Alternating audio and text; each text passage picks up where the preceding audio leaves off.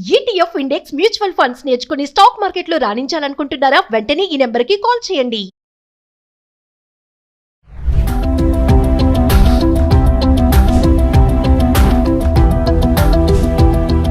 నమస్తే, welcome back to Suman TV. Present మనతో పాటు ఉన్నారు అనలిస్ట్ మందర్ కృష్ణారెడ్డి గారు.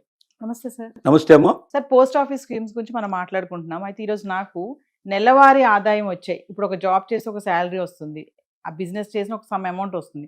అలాగే పోస్ట్ ఆఫీస్లో కూడా కొన్ని పథకాల్లో నెలవారీ ఆదాయం వచ్చే పథకాలు ఏమైనా ఉన్నాయా? ఒకసారి మా వ్యూవర్స్. పోస్ట్ ఆఫీసు ఒక మంచి పథకాన్ని తీసుకొచ్చింది. ఈ పథకం ప్రకారంగా రిటైర్ అయిన వారు కానీ, గృహిణి కానీ, నిరుద్యోగులు కానీ నెలసరి కొంత ఆదాయం వాళ్ళకి, అంటే ఆల్రెడీ వస్తున్న ఆదాయానికి ఇంకొంచెం ఆదాయం తోడైతే సులభంగా ఎవరి దగ్గర చేబదులు చేయాల్సిన అవసరం లేకుండా, ఎవరి దగ్గర చేజాపాల్సిన అవసరం లేకుండా నెలంతా సాఫీగా పూర్తి చేసుకోవడానికి బడ్జెట్కి ఎంత తక్కువ పడుతుందో చూసుకొని దాని ప్రకారంగా కొంత అమౌంట్ను మనం డిపాజిట్ చేయగలిగితే పోస్ట్ ఆఫీస్లో నెలవారీగా మనకు వడ్డీ లభించే అవకాశం ఉంది.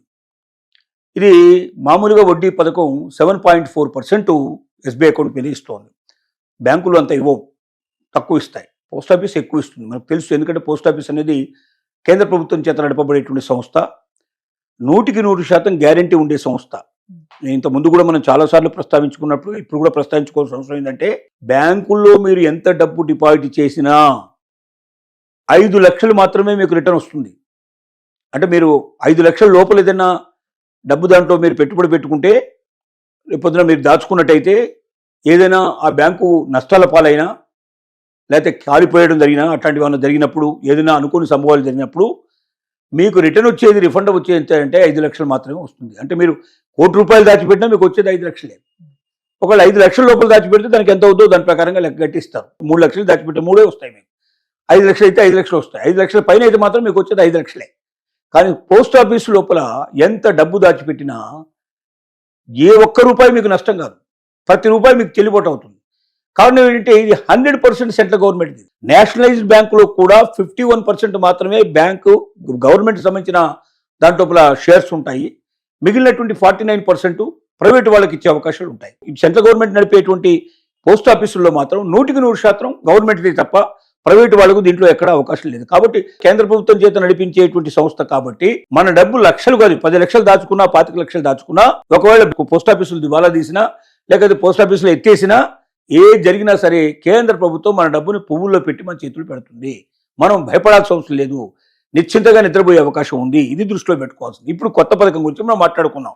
కొత్త పథకం లోపల ఏంటంటే, ఎవరైనా ఒకవేళ ₹1000 ఈ పథకాన్ని ప్రారంభించవచ్చు, ₹1000 స్టార్ట్ చేయొచ్చు. అలా ఒకవేళ వాళ్ళు ఎవరైనా ఒక ₹1000 నుంచి ₹1,00,000, ₹1,50,000 పెట్టారనుకుందాం ఒకేసారి. ఈ ₹1,50,000 దాచుకున్నట్టయితే వాళ్ళకి వచ్చేది ఎంత ఆదాయం? ప్రతి నెల సుమారుగా ₹925 సుమారుగా వస్తుంది వాళ్ళకి. ₹1,50,000 పెడితే ఎవ్రీ మంత్ ₹925 వాళ్ళ జీతం. అలా కాకుండా ₹3 లక్షల దాచుకున్నట్టయితే ₹2,225 దాకా సుమారుగా వాళ్ళకి వచ్చే అవకాశాలు ఉన్నాయి. ఒకవేళ వాళ్ళు సింగిల్ పర్సన్, ఒక్కరు మాత్రమే అయితే 9 లక్షలు మాత్రమే పెట్టాలి. ఒకరికి మ్యాక్సిమం పెట్టగలిగే డబ్బు ఎంత దీంట్లో అంటే 9 lakhs మాత్రమే సింగిల్ అకౌంట్ కింద. అలాగే ఇద్దరు కలిసి అయితే 15 లక్షలు పెట్టచ్చు. సింగిల్ అకౌంట్ కింద మాత్రం 9 లక్షలు మాత్రమే దాచుకోవాలి. 9 లక్షలు దాచుకున్నట్టయితే సుమారుగా వాళ్ళకి ఎంత వస్తుంది?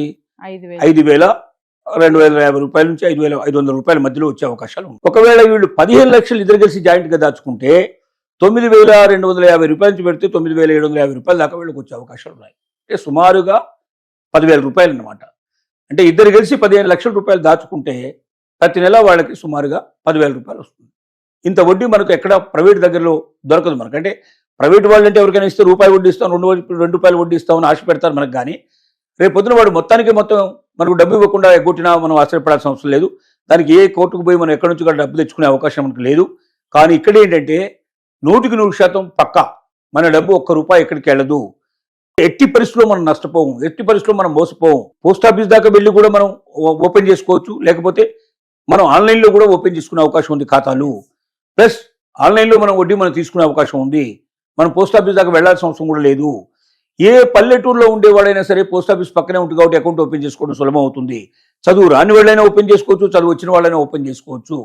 ఇంత ఈజీగా, ఇంత 100% గ్యారంటీ ఉండే పద్ధతిలో ఇంత ఎక్కువ వడ్డీ రేటులు, అంటే నిబంధనల ప్రకారంగా చట్టబద్ధంగా ఇంత ఎక్కువ వడ్డీ రేటు రావడం అనేది చాలా కష్టంతో కూడుకున్న పని.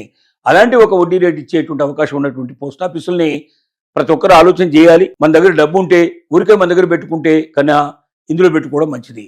ప్రైవేట్ వాళ్ళకి ఎవరికైనా ఇస్తే అసలే డబ్బులు రాకపోయినా మనం ఆశ్చర్యపడాల్సిన అవసరం లేదు. అలాంటి ఎందుకు ఒక రిస్కులో మనం వెళ్ళడం ఎందుకు?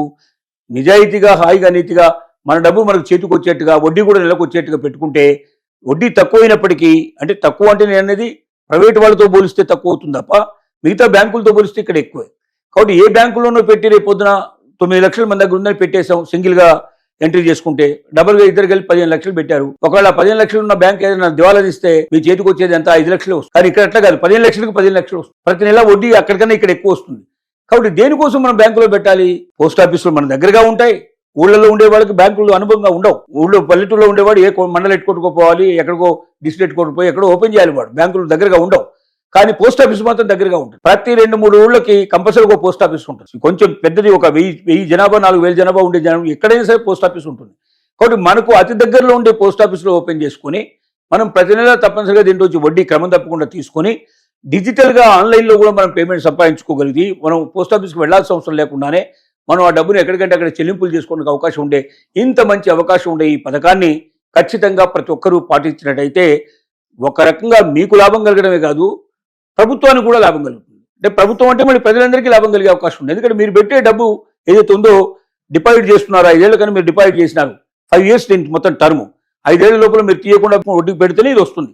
5 ఏళ్ల తర్వాత మీ డబ్బు మళ్ళీ మీ చేతికి ఇచ్చేస్తారు. మీరు ఎంతైతే పెట్టుబడి పెట్టారో అంత 5 ఏళ్ల తర్వాత మీకు వస్తుంది. 5 ఏళ్ల లోపల మీరు దీన్ని డిస్టర్బ్ చేస్తే మాత్రం కొంత వడ్డీ మీరు నష్టపోవాల్సిన పరిస్థితి ఏర్పడుతుంది. అది దాన్ని బట్టి ఎప్పుడు మీరు విత్డ్రా చేస్తారనే దాన్ని బట్టి ఆధారపడండి. 5 ఏళ్ల దాకా విత్డ్రా చేయకపోతే మీకు మొదలుపెట్టిన రోజు నుంచి 5 ఏళ్ల దాకా ప్రతి నెల క్రమం తప్పకుండా మీకు వడ్డీ వస్తుంది. 5 ఏళ్ల తర్వాత మీ డబ్బు మీకు వాపసు వస్తుంది. 100% దీనికి గ్యారంటీ ఉండేటువంటి పుచ్చికత్తుగా కేంద్ర ప్రభుత్వం ఉంటుంది. కాబట్టి ఇది అన్నిటికన్నా సేఫ్ అయినటువంటి మంచి వడ్డీ పథకం. Thank you.